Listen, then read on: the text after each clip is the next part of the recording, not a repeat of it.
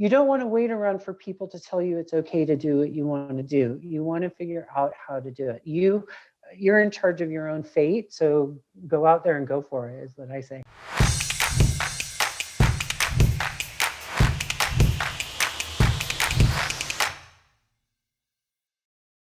As a line producer, it's a role with slightly more responsibility than a unit production manager.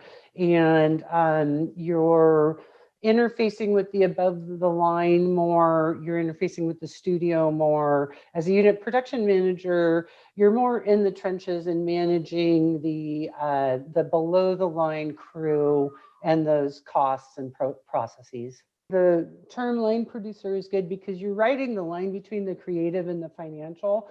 And so being able to walk that line and to honor the creative vision of the film while keeping the finances in line is really what you're doing.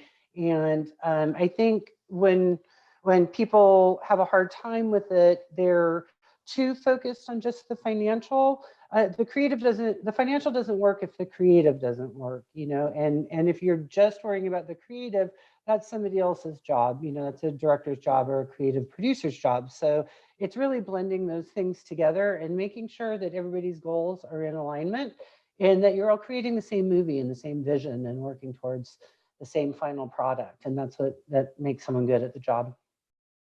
The biggest thing is to make projects. We all perceive money to be the biggest obstacle that there is out there.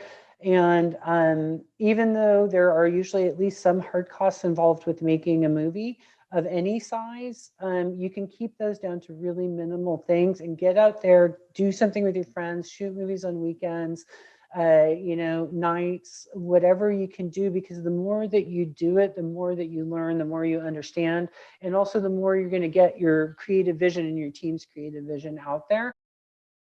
I definitely would get familiar with movie magic scheduling and budgeting. I would get familiar with final draft screenwriting program because you need to really understand all of the revisions that a script goes through, how to number scenes and that sort of thing. Unfortunately, as far as I'm aware, there's not like, people don't do classes in line producing. It's not sexy like cinematography, but it's like, it is kind of a combination of understanding everybody's positions. There's a lot of numerical work involved in it.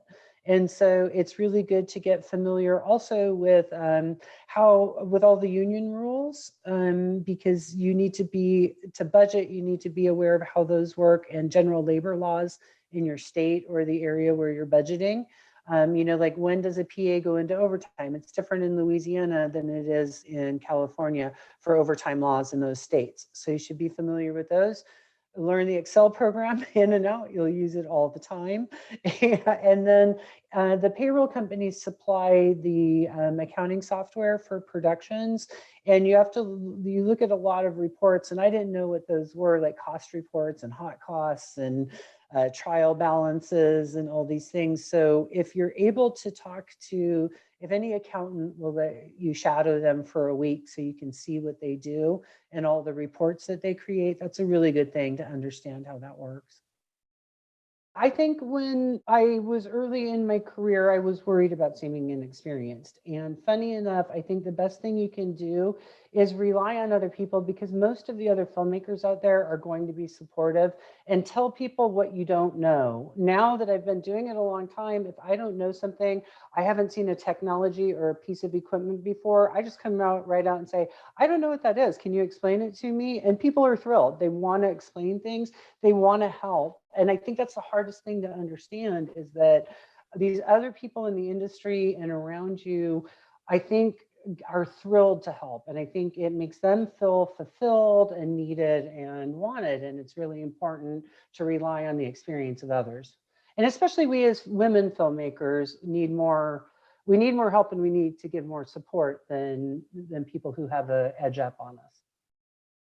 For the grocery stores and liquor bottles, there's two things to do. One that a lot of people do in bars just to be safe is they turn the bottles around so you're not seeing the label directly. You're just getting a piece of it. And I think if you look at bar scenes, you'll notice a lot of the bottles turned. I think the thinking in the clearance community these days is people are much more liberal on fair use. So if a product is a general background in a scene and being used as intended, it's considered fair use. Every studio and every distributor has a different policy, but it's been more and more going in that direction. Times Square and billboards are very different because those billboards are copywritten. And so depending on how much you see and how much it's featured, you very likely might have to get a permission.